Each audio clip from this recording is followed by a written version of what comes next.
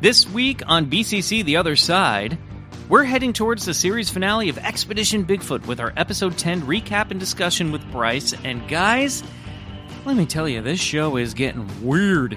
And Bryce has the scoop on all the high strangeness activity. To subscribe to The Other Side and listen to this episode and our entire episode backlog, go to patreon.com/BigfootCollectorsClub.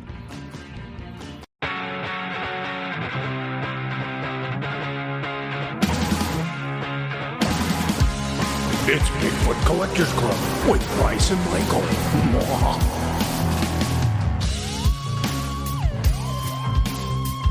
I know a ghost story or two.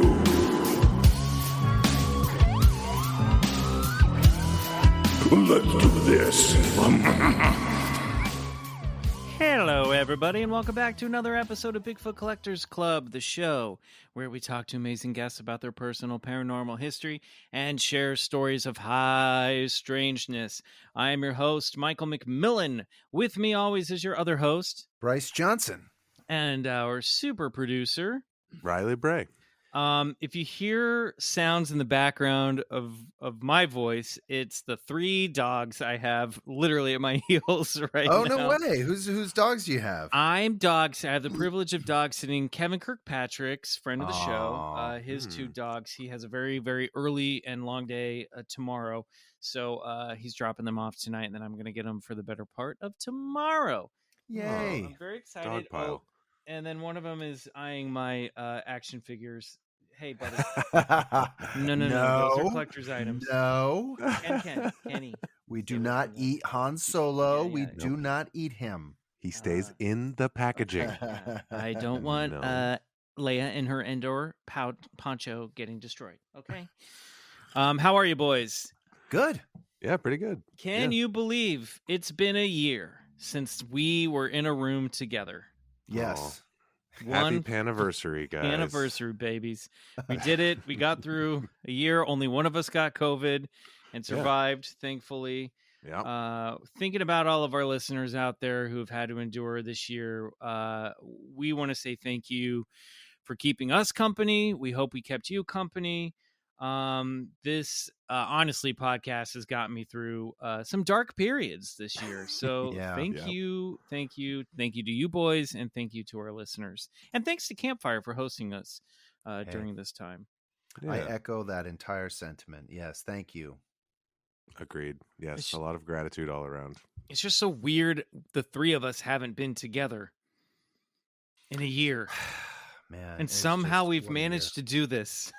Yeah, we kept against it going. all odds. Against all odds, man. Yeah, it's wild. Yeah. It's weird looking back on it. It's a blurry year. It just right? Yeah. Some of it feels like it was just yesterday. Now we're just talking like my parents talk to me on the phone. Oh no, abort. Well, before we get on with today's show, I'm going to do something a little bit different right up top. If you're one of those listeners that sticks with us through the very end of each episode, you know that we love to give shout outs to people who give us a 5-star review on Apple Podcasts. Do this for us. It makes the show get to more people. For some reason, that's the way the algorithm works. That's why we ask you to do it. We, of course, love to hear you sing our praises. But if you do so, give us a 5-star review. We might read it on the show like I'm about to right now. This is from WitchKiki13, who writes, "One of the best. Thank you to Bryce, Michael, and Riley for reigniting my interest in all things strange. Of my weekly podcast lineup, this is the one I most look forward to. The hosts are engaging, have great chemistry, and are open-minded. My husband, as a scientist, is more skeptical than I, but still listens with me, and allows us to discuss our beliefs about the weird and strange. Oh, love that. I'm always looking forward to Wednesday. P.S. My husband would also like me to add that next time the boys team with Manscaped, to add in the character of Sasquatch. All right, listen. First of all, I hope that husband bought some of the Manscaped products, but I'm guessing he didn't because you know that Manscaped is no longer affiliated with the Bigfoot Collectors Club. And as a result, people like you and your husband killed Uncle Dickie. You guys remember, No. Uncle Dickie did not survive this year, and that is your he is fault. dead. He is dead. Fortunately, Man, I love that. I love that comment. I love Yeah. bringing the strange and mysterious back into people's lives. And you know what? I love when especially if your like partner or your loved one is somewhat skeptical or has a more scientific approach, and yet you can still sort of, delve into some of these topics. And I just love that. That's so great. Thank you so much for that wonderful comment and review. Hey, Yeah. take a cue from Witch Kiki and her scientist husband. First of all, by the way, that's like a 1960s sitcom right there. Fully. If your marriage or relationship is going through a rough patch, just throw on BCC, sit down and talk about the weird shit that we're discussing. It might bring you closer together. How could it not? Mm-hmm. Well, boys and girls and our little Club Scouts, I'm looking down here, of course, at the puppies that are at my feet. Grab a dog, put them at your feet, because it's time, Riley, for some BCC News. Wow, I love that the dogs joined in. Yeah, for even that. Violet got in on that one. This is a BCC News first, everybody, y'all, because this involves somebody in this podcast who's now making legit headlines. What? Who could it be? Definitely not me. Could be Riley, but no, it's Bryce Johnson. Bryce, why don't you read us which headline popped up on our Bigfoot Collectors Club Google alert last night? Sure. This is exciting stuff. And by the way, I guess spoilers for Expedition Bigfoot. Yes. And you know what, Witch Kiki? Here's some science your husband might like. Expedition Bigfoot investigation yields unexpected DNA results, by Josh Milliken, as Dread Central reports it. Remember when I told you just wait till you get hear about those eDNA results from the tree structure in southeastern Kentucky? Mm-hmm. Well, the results are in. I'll just go ahead and read this thing. The Expedition Bigfoot team collected surprising DNA evidence while in the field searching for the most famous and elusive cryptid, Bigfoot. Throughout their 2-month journey, the team, Bryce Johnson, Dr. Maria Mayer, Russell Acord, and Ronnie LeBlanc used the latest and advanced technologies to narrow their search within the designated target zones, beginning in Kentucky and then switching mid-expedition to Washington State. As the investigation intensified, possible evidence that Bigfoot may be in the area began to surface. Vocalizations, unexplained structures commonly described by Bigfoot witnesses, and massive 16-inch footprints that no man could have left behind. During filming deep in the wilderness of Kentucky's Appalachian Highlands, eDNA, collected from soil under a massive tree structure found by Dr. Mayer and LeBlanc, produced surprising and exciting results. Environmental DNA is the genetic material naturally left behind by animals in the environment. Scientific analysis of these samples helps generate a snapshot of any living creatures. This revolutionary new tool is increasingly used to confirm the presence of elusive animals. Quote, this scientific expedition may have finally taken one of the world's greatest mysteries out of the pages of legend and lore and into reality, said Dr. Mayer. Miroslava Mungi Ramos, project manager at the UCLA California Environmental DNA Program, has analyzed the eDNA sample from the tree structure. The following are her observations. We received soil samples from your team and took a few months to get them processed. What we're looking at are the unique organisms that we were able to identify. Our software does what's known as metabar coding. So it'll match up all the DNA sequences that we were able to detect and try to cross-reference them with the thousands of genomes that have been published, and it's pretty common that when we're looking at environmental DNA samples, we detect humans because there's going to be human traces almost everywhere. But what I found very interesting was that, yes, we have detected human DNA in these areas, but we're still seeing different primate DNA. There wasn't just one human primate. There are several different primates, some sort of primate relative that exists in the data. Pan troglodyte is a species of chimpanzee which you would not see in the areas you're at. It's a real head scratcher. It's important to note that the higher the detection, the more confidence we can say that whatever organism, whatever taxonomy we're looking at was apparent in the area. And in this case, we're looking at the pan genus or the chimpanzee genus. There's 3,000 reads. The technology is constantly improving. It's getting more accurate, and now it just really comes down to making sure we have enough samples and we're confident that whatever we're studying is a unique species. Dr. Mayer expanded on this unique discovery. Quote, finding what appears to be a very large structure seemingly created with intention and requiring great strength as well as foresight is interesting. It is not unheard of for primates to stack sticks or rocks, although for me the jury's still out as to what that was. There's no guesswork in science. It's great that eDNA was collected from that site that may give us the answers we are looking for. The process of describing and confirming a new species is difficult. DNA is an absolutely essential in the scientific community to prove that something is a new or recognized species. You have eyewitness accounts from tens of thousands of people who say they've encountered Bigfoot, some coming forward with blurry videos and photographs, but that's just not going to cut it. What we need is indisputable genetic evidence to really put this mystery to rest, and there's no doubt in my mind that we are headed in the right direction. What does this all mean? Did they find Bigfoot? Expedition Bigfoot is currently streaming on Discovery Plus. The series finale, New Discoveries, featuring the newly found DNA evidence, premieres on Sunday, March 28th. And that's it. Bryce, Whoa. I don't know whether to applaud you for the scientific discovery or for the fact you finally made it through a single news story. But either way, buddy, Maybe a little bit of both. congratulations. Thanks, Oh my man. God. Yeah. You know, I mean, how long have you known about this? I've known about it for a little while. I mean, I was actually, and you'll get to see it on March 28th, but I was on the phone with Miroslava Ramos, the project manager, and we were talking about the results. And, you know, it was like she said, it was a head scratcher. It shouldn't be there, right? She's getting the pan genus Pan troglodyte, which is just mind-blowing, right? So they're detecting primate DNA and getting quite a few hits on it as well, 3,000. And you know, the other eDNA samples that we took, right, had some of those same markers. This was the only one that had pan troglodyte.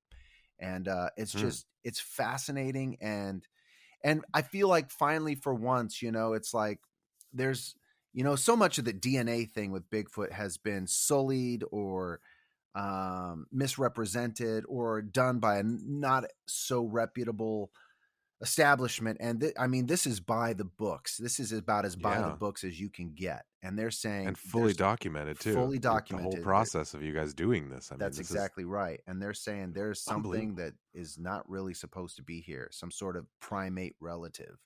Now, remind me, you may have mentioned it in the article, so forgive me. Was this nest, remind me, this nest was in Kentucky, correct? Yes, Not this was in Washington from State? the tree structure. This was that tree structure that Ronnie and Maria found. And they took soil samples by that. Yep. And they also took, I guess we'll find out in the show, but didn't they also take eDNA samples from a footprint in Kentucky? Yeah, that one in Washington. That one in Washington, and they took one near a cave, I believe, in Kentucky. Got it. And those came back with some pretty interesting results as well.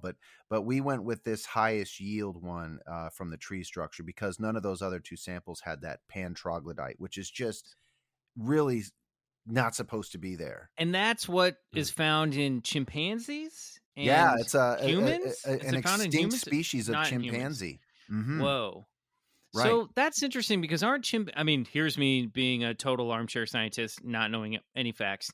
But chimpanzees are pretty closely related to human beings, right? I think they're like just a few chromosomes away or something. Yeah, I believe closer than almost any other primate other than orangutan, I believe it might be. I'm not sure about that either, but I think it's pretty close. Up there. Yeah. And you're both right. Yeah. That makes me wonder if like old Biggie's just as closely related, if not more so, to a chimpanzee, which makes him closely related to us as well. Yeah. if this is in fact what this is from. It's strange.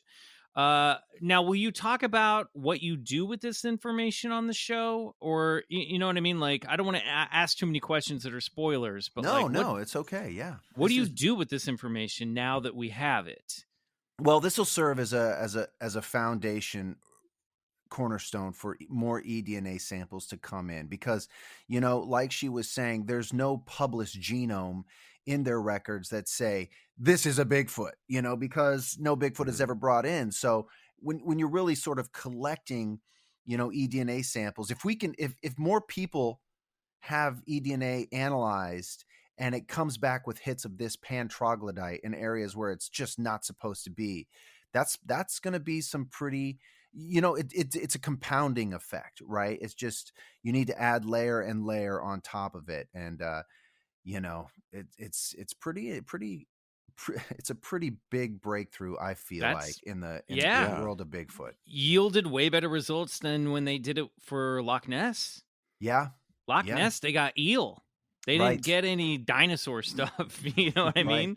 Right. They didn't get plesiosaur or any sort of weird reptilian thing they couldn't identify. Everything in Loch Ness was pretty much identifiable. So also, isn't that weird too that didn't get a lot of dead sheep either.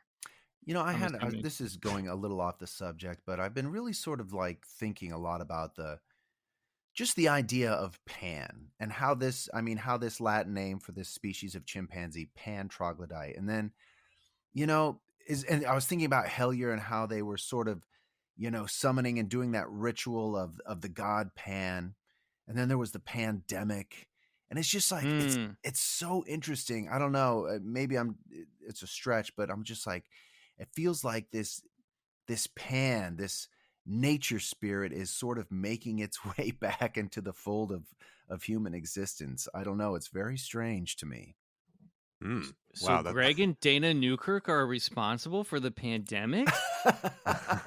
It's all coming together, man. It's all coming together. I'm not going to say that. It is.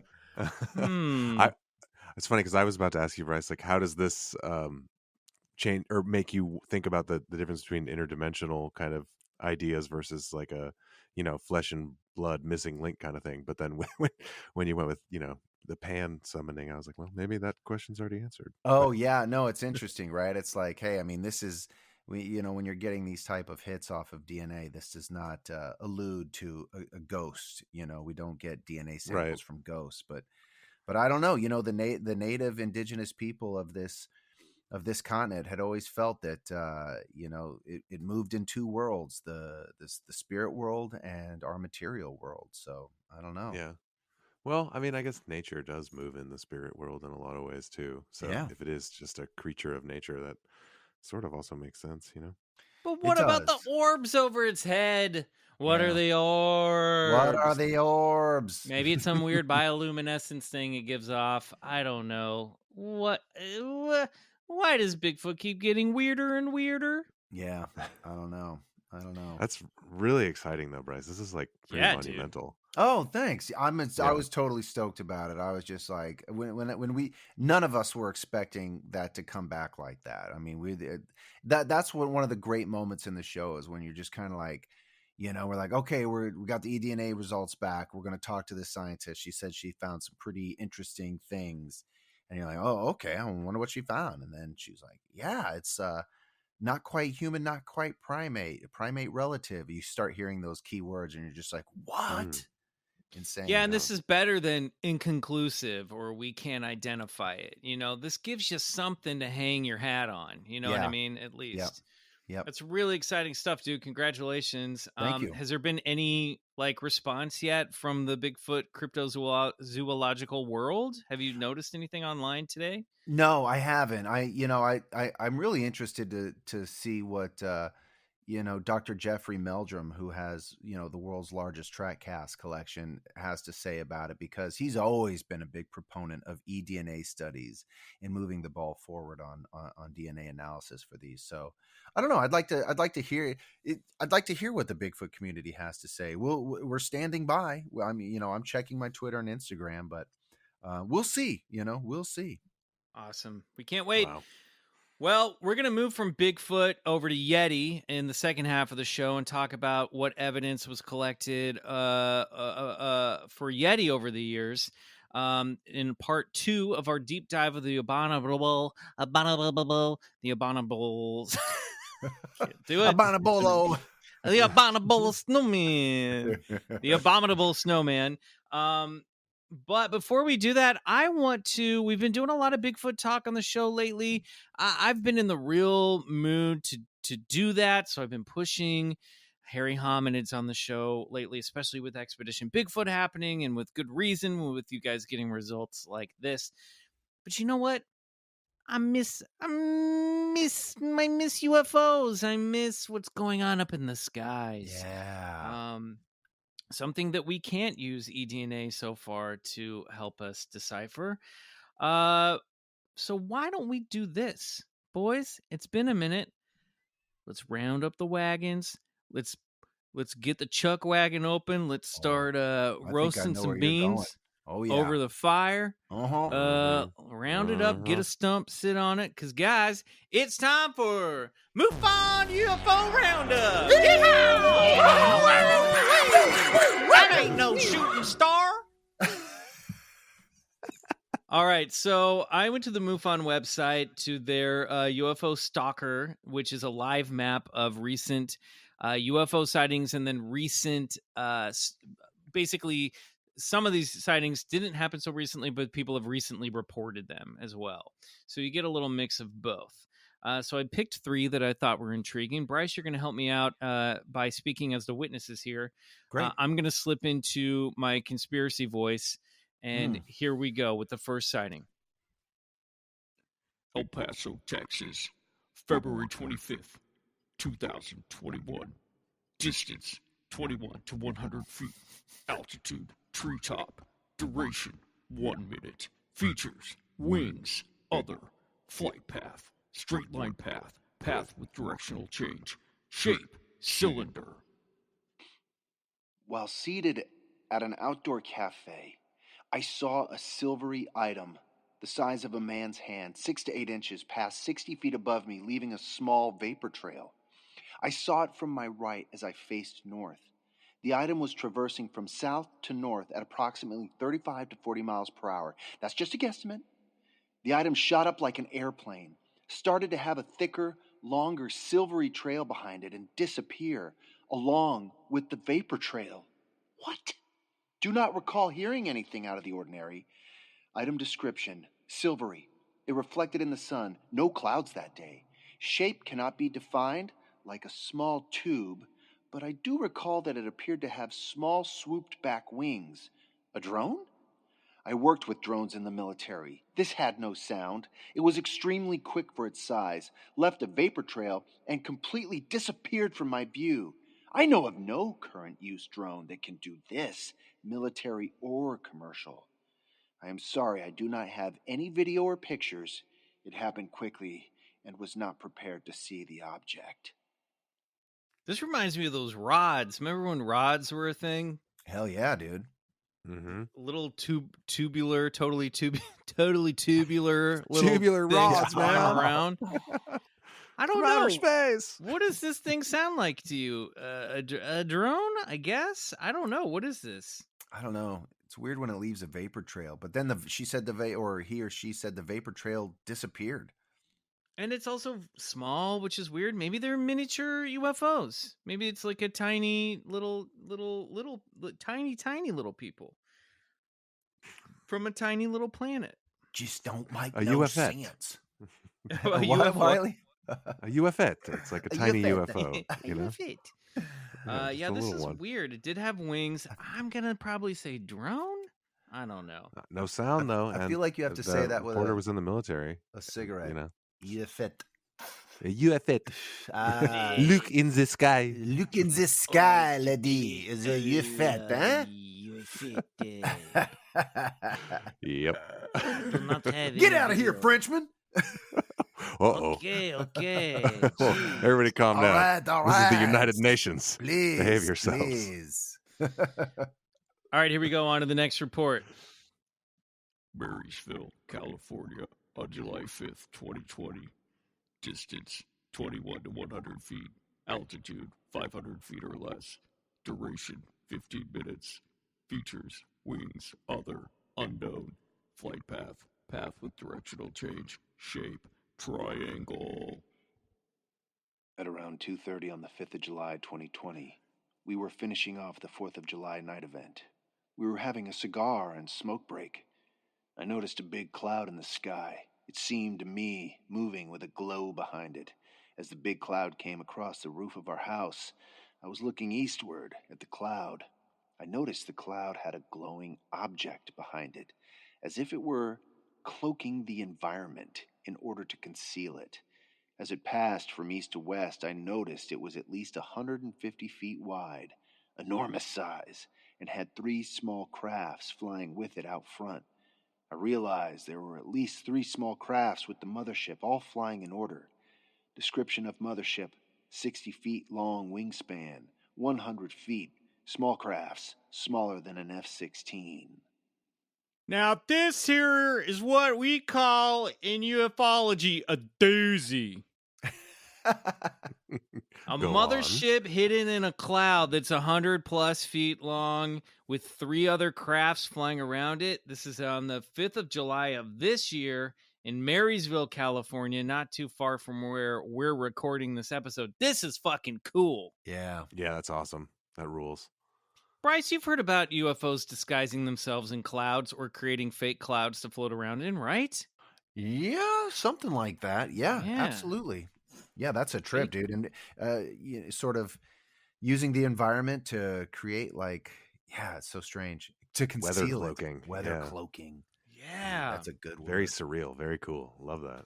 This one is rad, and it lasted for 15 minutes. I guess we didn't get any pictures or video, but it's pretty Guys, cool. 15 minutes. Come on. Yeah. Come on, Somebody's guys. got a If phone. Anything over 5 minutes requires a video or photograph. I'd Yeah, there's say no excuse at that point. anything over 50 seconds. All right, let's move on to the next one. The last one out of this batch. Valdosta, Georgia, on March 5th, 1997. Distance 21 to 100 feet. Altitude treetop. Duration 1 hour and 30 minutes. Features: none. Flight path: hovering, then path. Shape: circle. I initially saw a bright light through our windows, and it was moving toward our house. It looked like the lights of an airplane, but the lights were low in the sky. I said to my parents, "What is that?" as the lights moved toward our house. I stepped out on the front porch with my dad, and we looked up, and there was Y'all on the front porch? We I was on told the- you to get on the batch porch. No, Don't we get was on on that the- front porch. We was on the front porch with my dad. Are you having brunch on the front porch again? Now, I thought that porch was American, not French. Hey, it's just it's called the petite. You say French, I say French. Yeah. Potato, huh? We invented brunch. Well, anyway, I'll just keep on moving. I stepped out on the front porch with my dad, and we looked up, and there was a stationary flying saucer of a dark color sitting just above us. It was only about 30 feet away from us, and it hovered with no sound or heat. It was about the size of a small car. While it was dark outside, it was close enough to see clearly. The lights on the craft were pointing out from the front of the saucer, just like we do in order to see where we're going. So the lights did not shine in our faces or down towards us or the ground, but in front of the craft. I didn't see any designs or markings on the craft, as it just appeared to be a smooth metal surface. Since the craft stopped just above us, it felt like whoever or whatever was inside realized we were looking at it, and they were looking at us too. I got chills as I looked at it. After about 30 seconds to a minute, it flew away towards the sea, still low in the sky. After the event, I remember thinking that I'd like to see it again. While it was scary at first, there was something comforting about it. I still remember it clearly to this day, but I don't discuss it with many people. It wasn't until I recently watched Hangar 1 that I decided to speak out. First of all, I love that this person relates to the headlights of the UFO. You know, they're just pointing out from the front, just like we do. You know, just to see where we're going. Use headlights.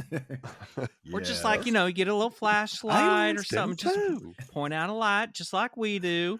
And I do want to say, just as I did not make a mistake, the duration does say 1 hour and 30 minutes. I think they entered it in incorrectly because she says it was only a minute to 30 seconds to a minute. So it should be 1 minute, 30 seconds. Yeah. Well, I'm telling you, I'm looking at it and I can count. That's 1 hour, 30 minutes. Okay. But this is fun. I love a classic flying saucer. I love a saucer with porthole lights. I think this is very cool. I just wish they'd seen some passengers inside. Yeah.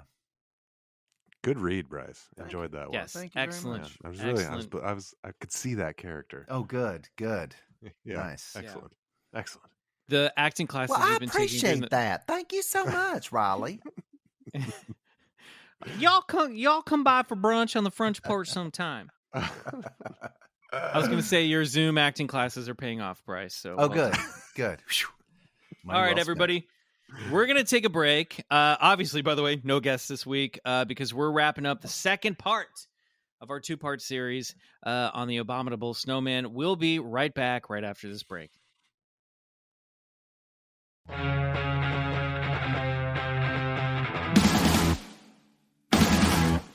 Above Top Secret is like the amp going to 11. It's like, just make that top secret, you know? Yeah. Right. No, it's above top secret. There is a top to the top. It needs to be above top secret. Why don't you just make that top secret? No, you don't understand. It's above the top secret. It's all about compartmentalization. When I was working for the Air Force in 1986, we had a food machine right out in the hall of regular top secret. And in order to get into the above top secret room, you had to get an O. Henry bar 3 different times. And then it would drop down a file. And what would you do with that file? You would eat it, of course. Because if you were found with it, you would be shot and killed. It didn't taste like an O. Henry bar, but that's how you had to get it. Actually, all of the candy bars in that top secret food machine were made of paper. Gentlemen, I appreciate all this information, but I thought we were here to talk about UFOs. This is above top secret stuff. You're right. Let's move on. We've told you too much. Okay, well, when we last left we need off, guests. This is what happens. Now Just you know. leave us alone. Yeah, it's not good. We're left Now you- alone in our rooms. Now you know what our Patreon listeners have been dealing with for 3 years. So let's get it back into Yeti. When we left off last week, the year was 1953, and British journalist Ralph Izzard had put together a team of 8 men, including 2 explorers from John Hunt's successful Mount Everest climbing expedition, John Jackson and Tom Stobart, plus a scientist from the Zoological Survey of India named Biswami Biswas, and an American expat living in New Delhi named Gerard Butler, who'd made a name for himself after capturing the very first live panda. Aww. Their mission: return to the Himalayas and find irrefutable proof of the abominable Every time. abominable snowman. I've been writing this all day long. I've been saying it for a week, and literally I can't even do it anymore. And let me tell you, I've written Abominable Snowman at least 30 more times in this copy. So get ready, guys, because it's the Abominable Snowman Part 2. The Popsicle melts. I said that with a real Kansas accent, by the way. Putting the eh instead of the I. Popsicle. All right. So, Bryce, you're the only one of us that has hunted a cryptid. What would proof be for you? For me personally, I mean, man, a close encounter sighting with my own eyes, and yeah, that would. You know what? Okay. To be honest, a triangulation of evidence. I would have to be standing next to somebody I trust. I would see it with my own two eyes.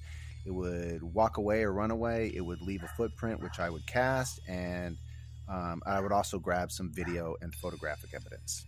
Now, what if one of the people standing next to you was me or Riley? Would you trust us to see the same thing you did? Yeah. Now, if you guys reported something completely different, then we got a problem. Or do we have a solution? Huh? Oh, high strangeness, maybe? So, I want to set the stage a little bit here. We're now post-World War II, post-atom bomb, post-Roswell. We're in Cold War times now, and this is around the time China takes over Tibet, so it's getting harder for foreigners to move around this area. In fact, the Chinese government, even though they had their own Yeti quests, saw the Abominable Snowman expeditions from the West as covers for espionage. And there's some merit for that, which we'll get into. So, it was a difficult time to get permission to navigate the Himalayas in this new Cold War era. The whole ordeal, this expedition that Izzard was leading, was being funded by the London Daily News in hopes of being the first newspaper to publish the capture of the Yeti, which, up until now, had only shown itself in folklore, melting tracks, and to two Western men, explorer William Hugh Knight back in 1903, and N.A. Tombazi, a photographer and fellow of the Royal Geographical Society in 1925. Now, that's not to say, of course, that locals hadn't seen this creature for generations, but when it came to explorers coming in from the West, only two men had claimed to see it, and even those sightings were a little sketchy at best. And I think this is a very important distinction from Bigfoot sightings. You know, Yeti is this local legend. It's seen by indigenous people, but very few Westerners actually had encounters. And like I said, the ones that we had are sketchy. Now, when we get later into the Bigfoot sightings, that's sort of a different story. But it's weird. This is the tough thing with Yeti is really there aren't a lot of eyewitness stories, are there, Bryce? No, there are not. So they're hoping to change that at this time.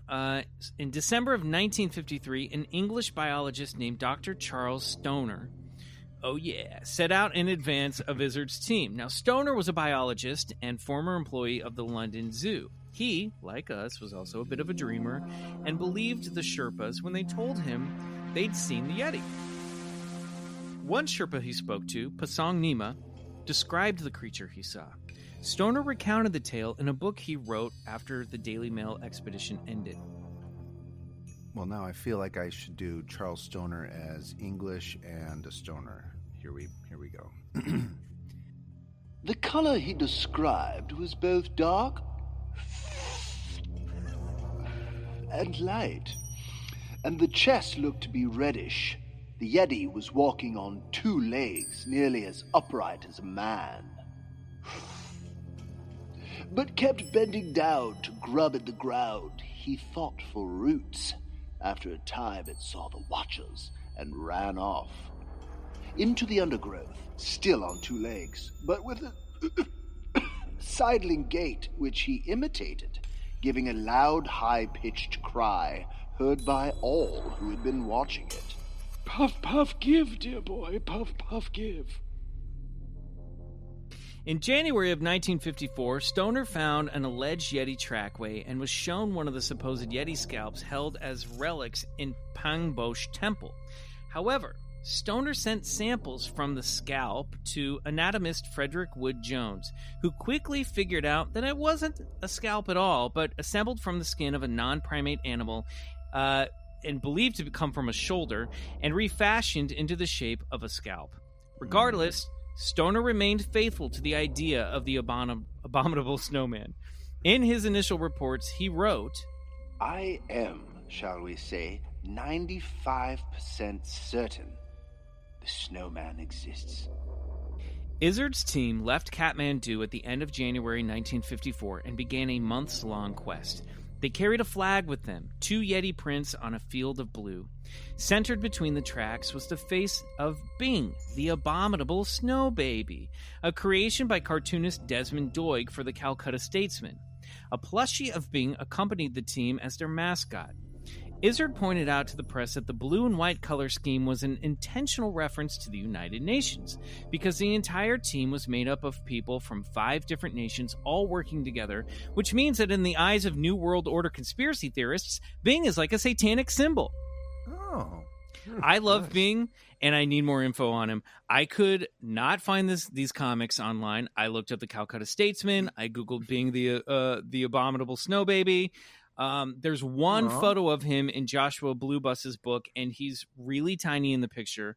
But he's like totally the prototype of Bumble in Rudolph, and he looks like the main character from that animated movie Abominable that came out recently. I mean, I think he's like the first cute Bigfoot, and I am in love with him, and I know we have librarians listening to this with resources that we don't have.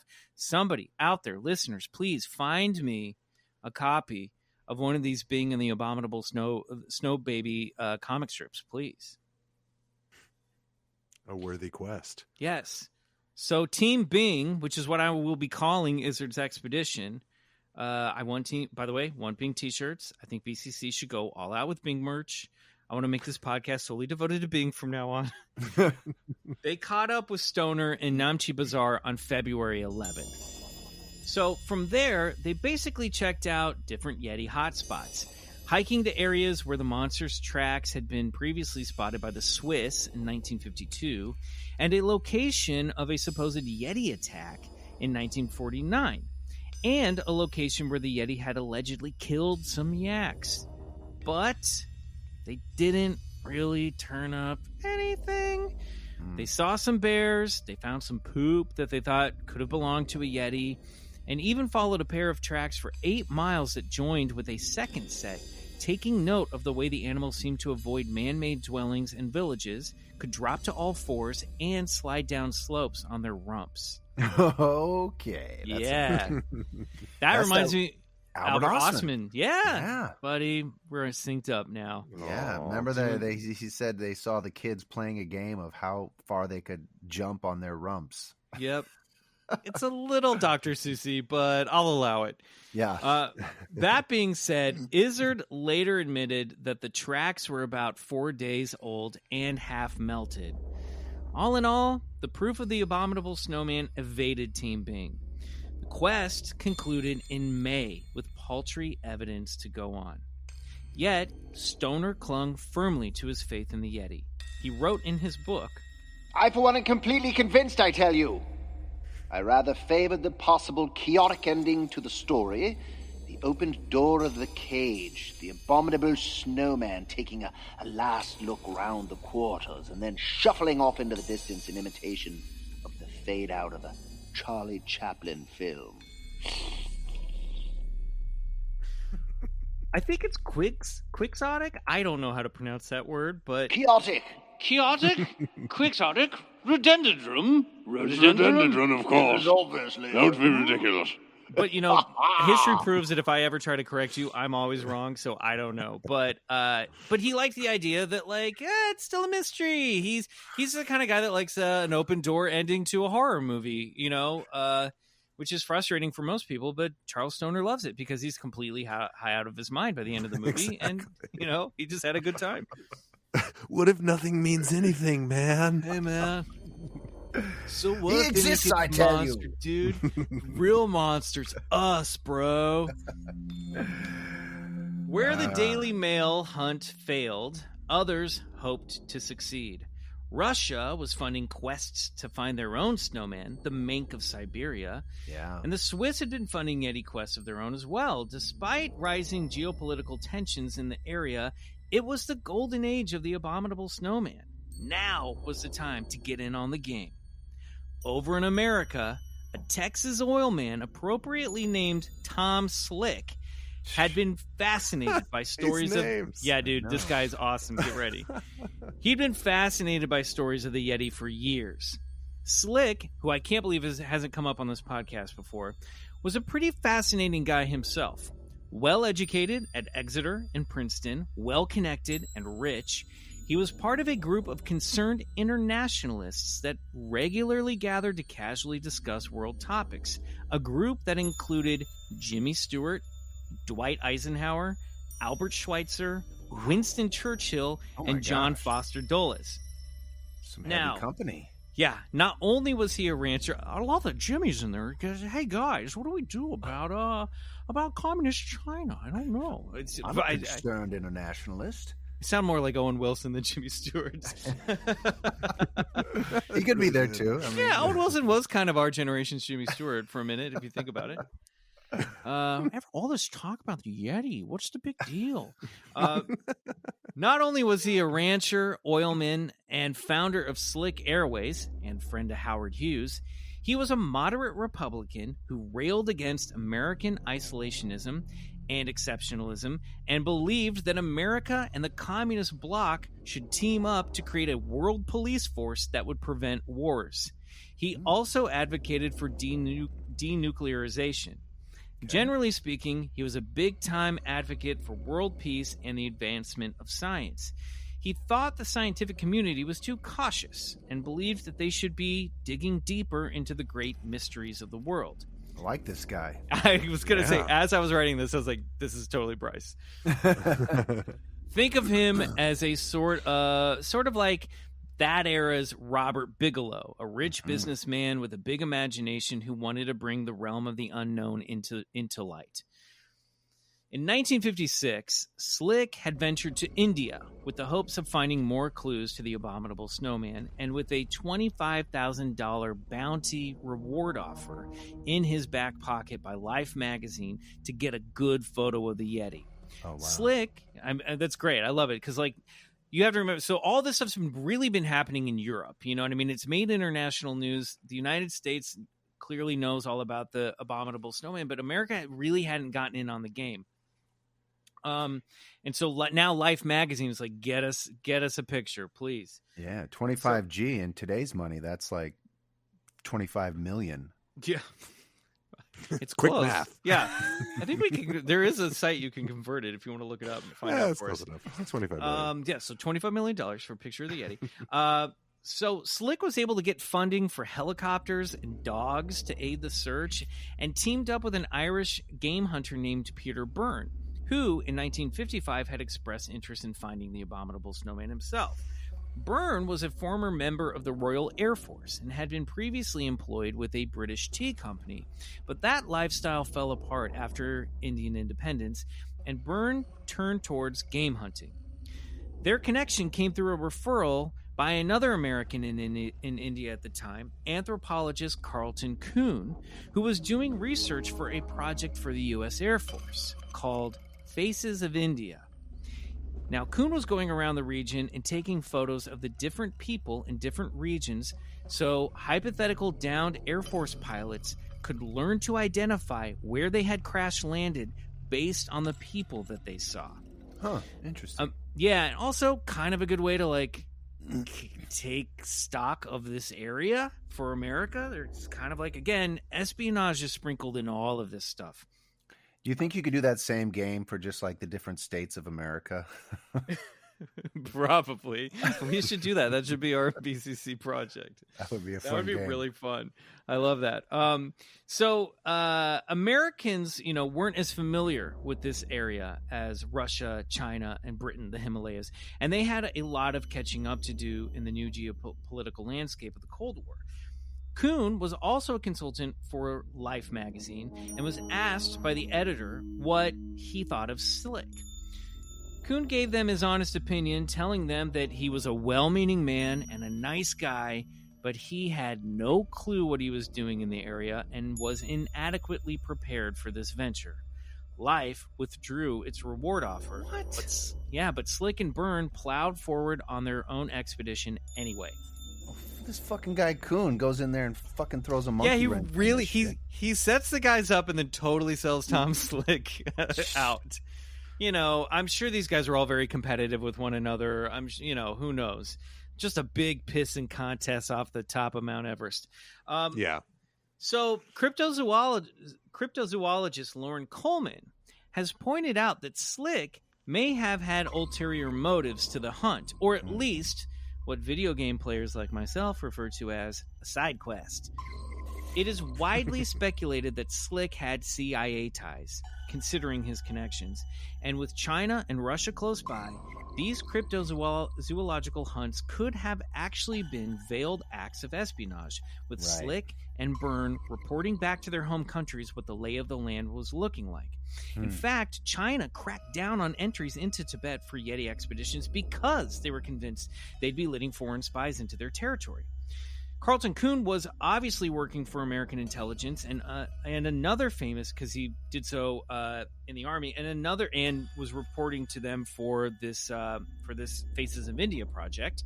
And another famous explorer and cryptid researcher, Ivan T. Sanderson, also had connections to the British military intelligence after being assigned to them in World War II. The theory makes sense. Slick goes to the Himalayas to hunt the Yeti, and while he's there, reports back to Uncle Sam on what Russia and China are doing in the area. Yeah, makes total sense. Now, that's not to say that men like Slick, Byrne, and Sanderson weren't genuinely interested in proving the existence of the Abominable Snowman. It's quite the opposite. Throughout the late 50s, Slick spent upwards of $100,000, or $100 million in Bryce math, for today's Bryce math, for Byrne and him to conduct 3 different expeditions of varying sizes. The largest was in 1958, when they were accompanied by the Team Bing expedition veteran Gerald Russell, the guy who helped capture a panda, and a unit of 100 men. They were accompanied by blue-tick hounds, special guns loaded with tranquilizers, and at one point even made the cringeworthy decision to darken their skins and disguise themselves as locals, hoping a Yeti would be more likely to approach them, a tactic that even Peter Byrne deemed seemingly ridiculous. Yeah, they were like, because the theory was they don't present themselves to Westerners. Let's all dress up like the locals, and they went as far as like literally like tanning their faces. Yeah, going in a blackface and darkening. It's, come on, people. During the 1958 expedition, Slick and company ventured into Pangboche Temple to take another look at that Yeti scalp that Charles Stoner had analyzed, and got a gander at a supposed mummified Yeti hand, which the monks were reluctant to part with because it was a sacred relic. Slick and Byrne and Byrne's brother returned for a subsequent hunt in 1959, a much smaller affair, and Byrne managed to steal some finger bones from the mummified hand and swap them out with human bones. Not cool, Byrne. Well, he claims that now he's got the curse. Yeah. He claims that he got it all checked out and it was fine. Like, the story got out and he's like, no. They let me. I just gave them some human bones in return to just hold its place. But I think the dude totally, they said that he ingratiated himself with the monks. He basically, like, I think got the monks drunk. And then when they were all asleep, he snuck into the room with the hand, swapped out a couple fingers. You know what I mean? Because like, how do you present? They're like, so, I've got some finger bones with me. I mean, what an asshole, but also what a great story. But it gets better because according to the story, the bones were smuggled back to America by Jimmy Stewart, who hid them in his wife Gloria's suitcase buried beneath her lingerie where he thought the customs wouldn't dig to look. Okay, indulge me here. I'm going to be a customs agent and you're going to be Owen Wilson, the Jimmy Stewart of today. Fair enough. What is this? Well, that's just my wife Gloria's suitcase. Nothing to see there, boys. There's not a... No, it's fine. Oh, that's just some anniversary gift for my wife. You don't want to unfold that. Hey, guys, let's just get together sometime and I'll smoke a sweet doobie. That's all I wanted. That's great. That's one question. No further questions. The finger bones were eventually identified as human. All the physical bits of evidence from Slick's expeditions turned out to be from snow leopards, humans, bears, or other known animals in the region. Again, the Yeti, if it truly existed, eluded capture once again. 1959 saw China cracking down on the Tibetan uprising, the Dalai Lama fled the country, and the borders along Nepal were closed. Between restricted access and constant disappointment, Western hopes for finding the Abominable Snowman were fading like the morning snow. However, Americans were in luck because strange activity in the Pacific Northwest hinted to the possibility of a hairy monster in the U.S.'s own backyard. In 1958, a cat skinner for the Granite Logging Company and Wallace Brothers Logging Company, Jerry Crew, reported that members of his logging crew had been harassed by an unseen menace in Northern California at one of their work sites in Bluff Creek. Over the past few years, stories had been spreading between loggers of job sites being vandalized by a clandestine perpetrator who left behind large, human-like footprints in the earth. Canadian journalist John Green, who had investigated the Ruby Creek Sasquatch incident, which we discussed a few weeks ago in BCC 148 with Russell Acord, connected the dots between these mysterious tracks and the stories of Sasquatch he had been researching up in Canada. He traveled to Bluff Creek to investigate the worksite vandalisms where he met Ivan T. Sanderson, and during their investigations, the name Bigfoot was entered into the American lexicon. The rest is history and a story for another deep dive for another day. But it was during this period that Sanderson, a former British explorer turned American citizen, author, and scientific radio and TV personality, coined the term ABSMery, or Abominable Snowmanery, to signify the serious study of these large, hairy, bipedal cryptids. He would convince his friend Tom Slick, who had recently failed to procure a Yeti, to fund expeditions to find America's very own Abominable Snowman. As for the Yeti, back in the Himalayas, at least one more expedition of the Golden Age would take place. This time assembled by Sir Edmund Hillary, who was one of the two men to first reach the summit of Mount Everest during Colonel John Hunt's Everest expedition, and who had also accompanied Eric Shipton's expedition, from which we got the iconic Shipton footprints photos that we talked about last week. Edmund Hillary was interested in returning to the Himalayas to study the effect of low oxygen environments on the human psyche, which he thought could provide important data in the rocket age. But Hillary also wanted to follow up on a nagging, dangling plot thread from his earlier adventures. Ol' Abominable. Hillary wrote in the New York Times, I believe there is sufficient evidence to warrant a closer look at the maker of these tracks. Hillary recruited beloved zoologist Martin Perkins, director of Chicago's Lincoln Park Zoo, to lead the expedition, which was funded by the World Book Encyclopedia.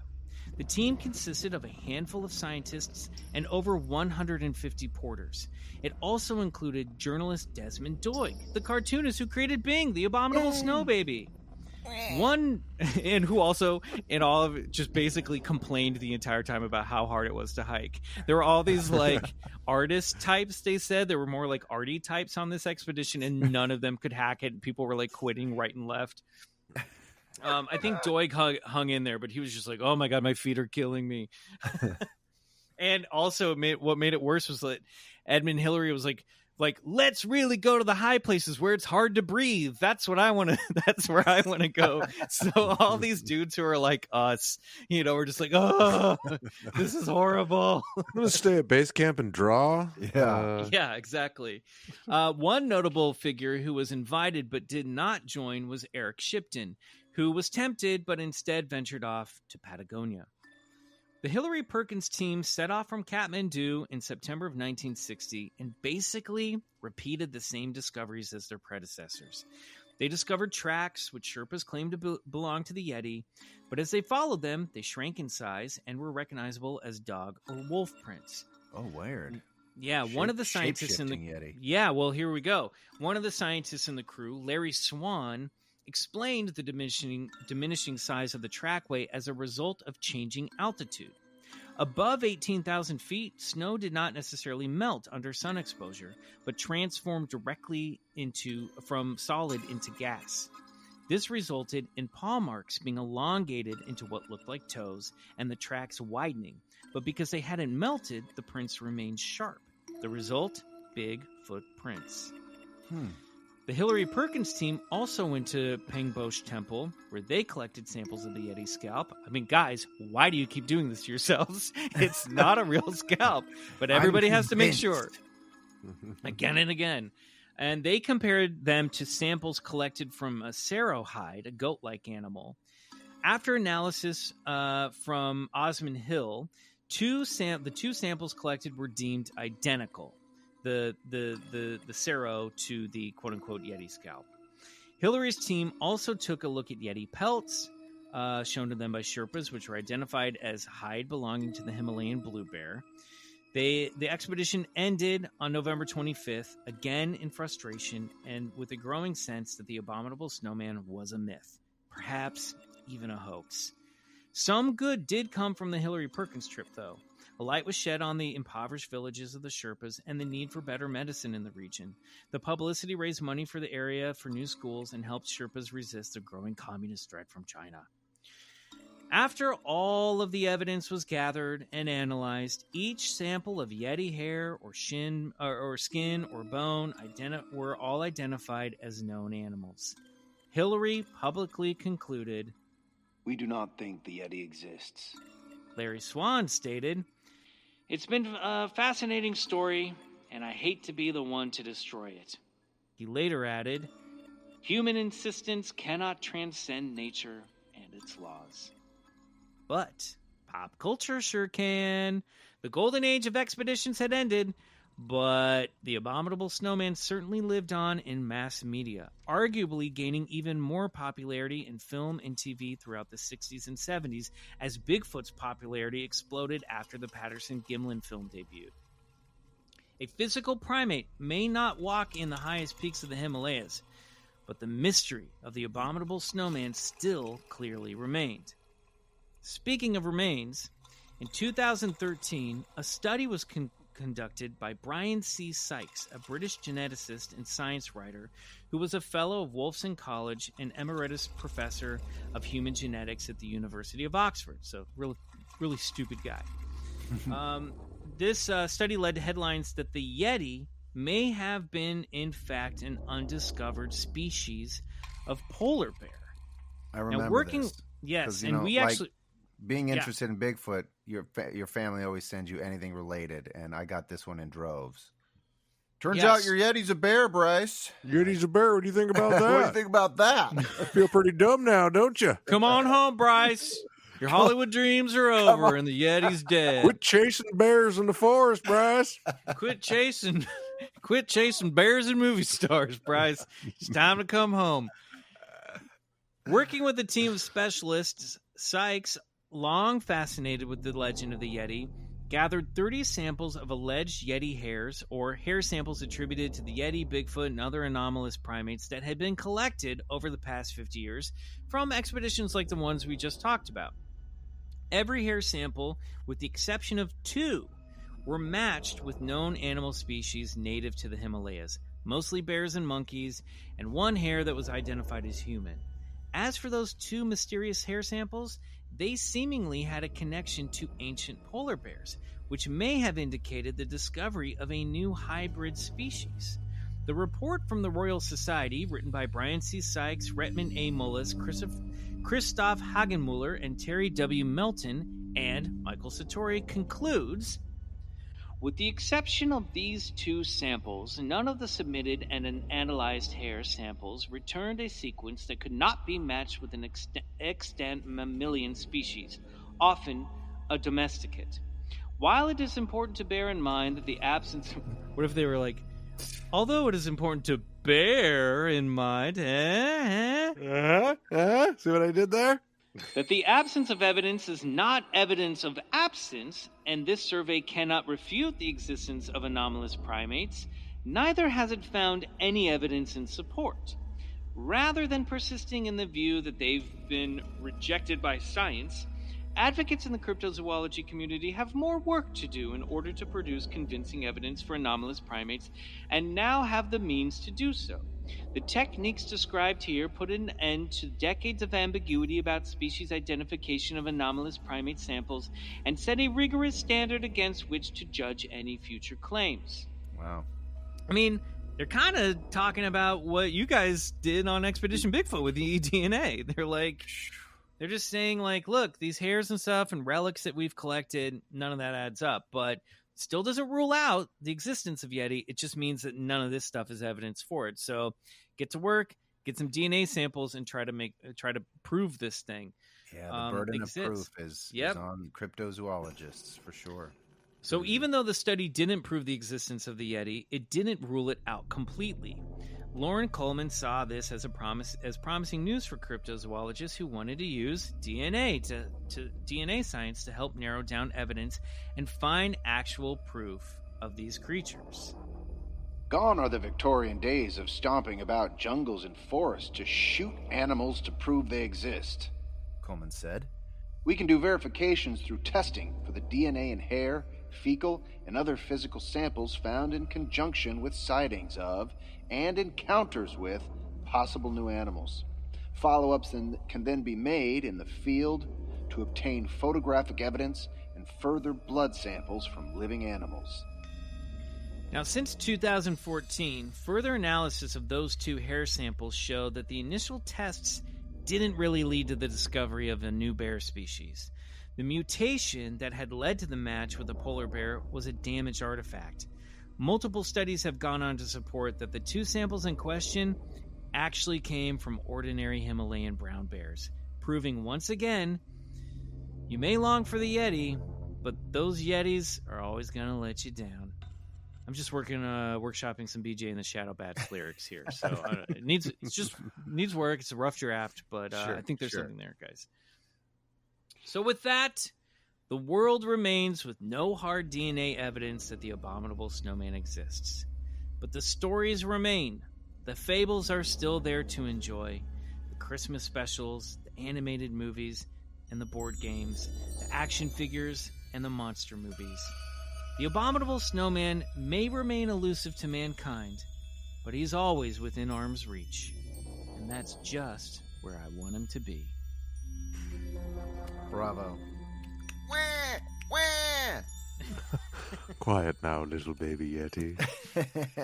Bing, baby Yeti.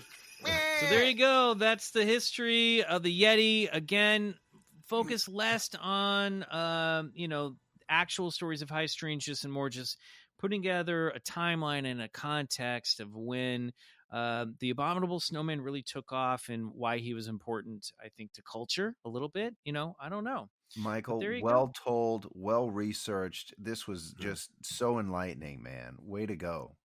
Hear, hear. Thanks. Yeah. Enlightening how, may I ask?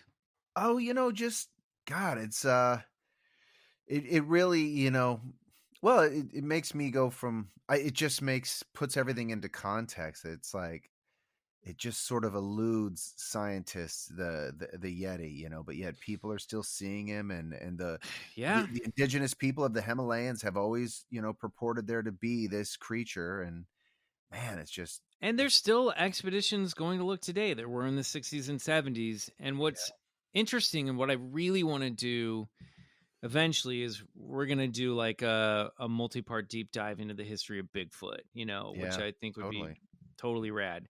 And this is why I wanted to do the Yeti first, because it really sort of springboards into, we left Sanderson and Tom Slick and John Green behind, and we'll pick up their story someday in the future.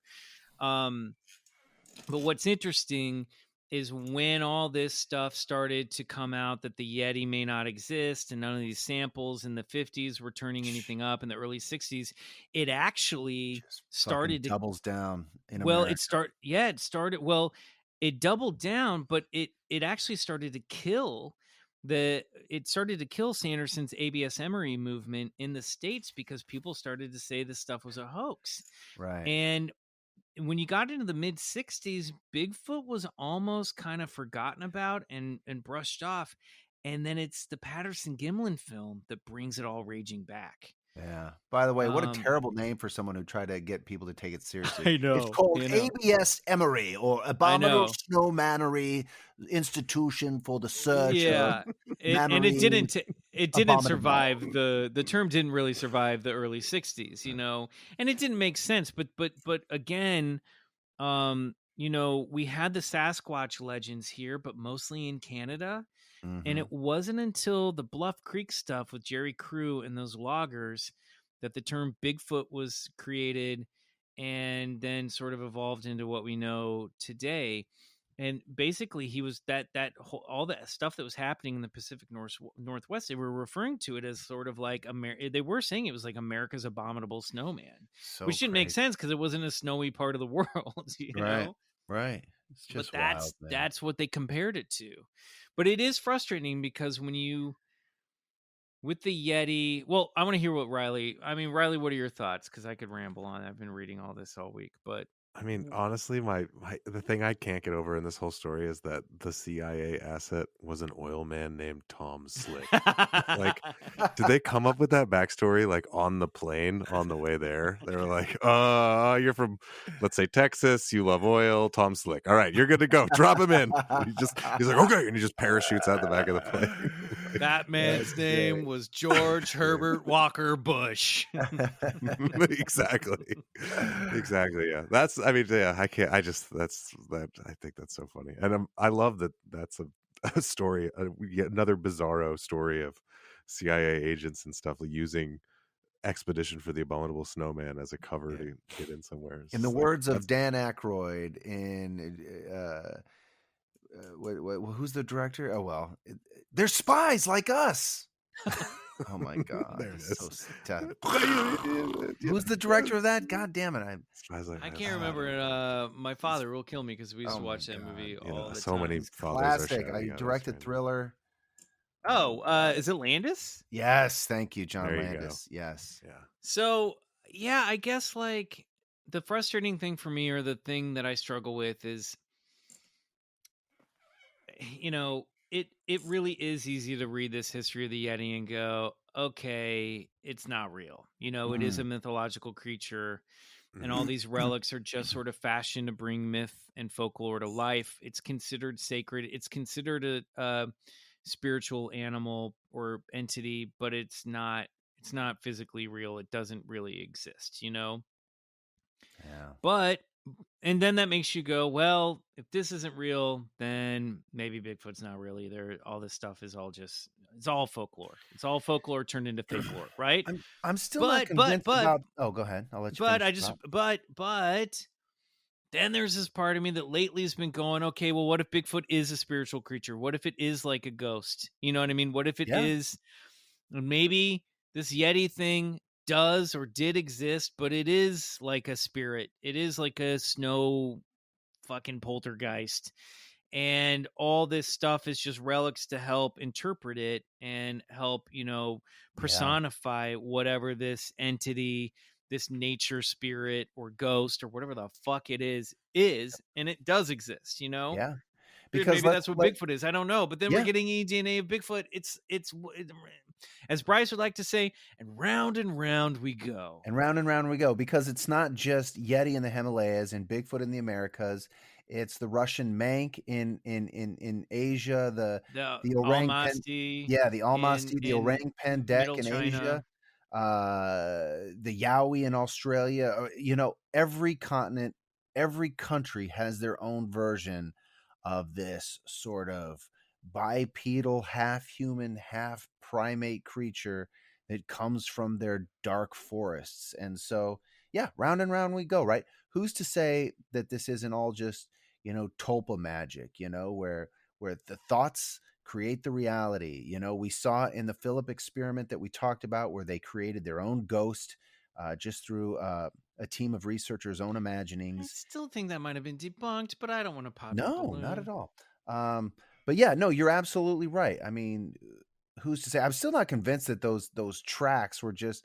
I didn't understand the science behind from solid to gas, and then they shrink to small. Well, just as. Sorry, was he saying that those Eric Shipton tracks were really just small wolf tracks? But no. Those he was speaking specifically about the tracks they found during that expedition where they were following him down the hill and they looked really big. And then as they followed it for 8 miles, they were suddenly like, oh, these are like wolf prints. Right. So why did they look so much bigger higher up? And they were just saying that the effect of the altitude is that the altitude causes the snow after the animal passes through in the trackway to, instead of melt, it goes to gas, leaving a sharp edge. But but the movement from solid form to gas elongates the tracks and makes them look bigger than the prints actually are, right? Right. The Slick, shipped what do you in think?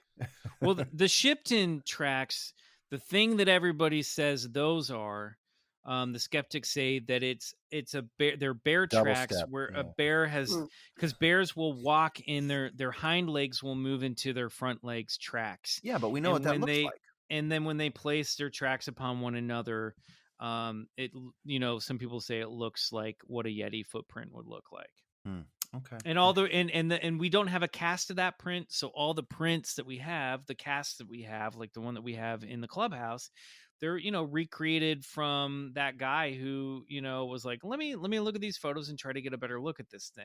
Yeah. So Well, it's just tough. now we could use that 3D scanner print, Totally. that scanner that we use on Expedition Bigfoot up in the Himalayas, and actually get cool. some Yeah. really good footprints. I think the environment is really the enemy in this situation, right?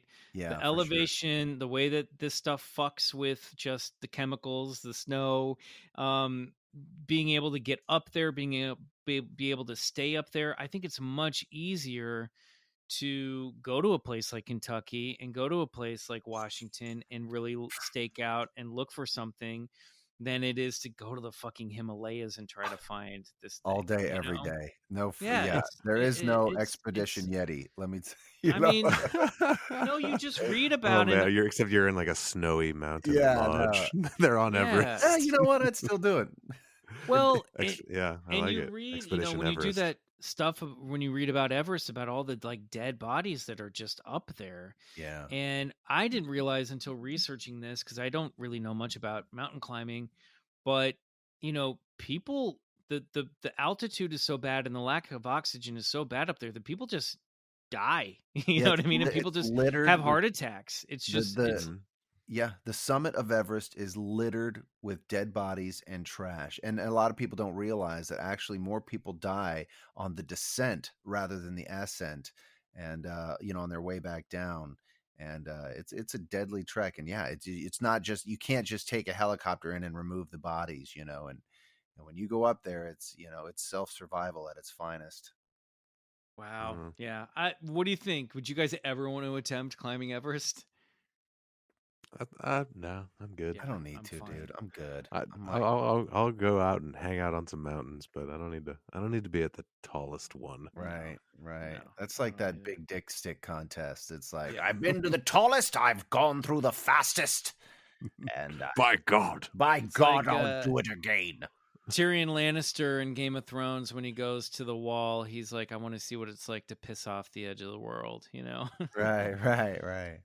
But I don't know. But I don't know. I love Yeti. He's still one of my favorite cryptids. I'm more love skeptical. Baby Bing. I love Baby Bing. Please Baby find Bing. me those drawings if you can. I would love to see those. All right, guys. Any final thoughts on the Abominable Snowman before we move on? I couldn't say that I do. I mean, it sounds like a place that would be very hard for a large mammal to live. Like, what is it eating up there? And just it seems more firmly planted in the realm of myth and legend than something sort of more realistically possible, I guess. See, now I feel like my head goes with it. Now I feel like when people on our bullshit or believe it list, when we say Bigfoot and then I say Yeti, and people are like, well, if I said Bigfoot, I believe in Yeti. You're saying not necessarily the case. Which I hadn't thought about before you did this deep dive, but you really start thinking about the environmental consideration and everything. They eat rhododendron bushes, my dear boy. It's rhododendron, old boy. It all comes down to the rhododendron. That's what you've got to know. All right. Well, we didn't make a believer out of Riley. I don't think we made a believer out of myself. Bryce, I hope you're still holding out hope for us. But I want to thank everybody who listened to this two-parter. We'll be back next week with the guest. It's going to be a very fun episode. We've already got planned for you guys. Until then, please go to our Instagram, Bigfoot Collectors Club. Give us a follow. Follow us on Bigfoot Pod on Twitter. Follow me at McMills on Instagram. Bryce, Riley, plug your stuff. Discovery Expedition Bigfoot, Discovery Plus on Sunday nights. Only just a few left to go. Check it out. I'm at Peace Drone on Instagram. That's all for this week. Great. We'll see you next time. Until then, good night. And go get rhododendron. Rhododendron indeed.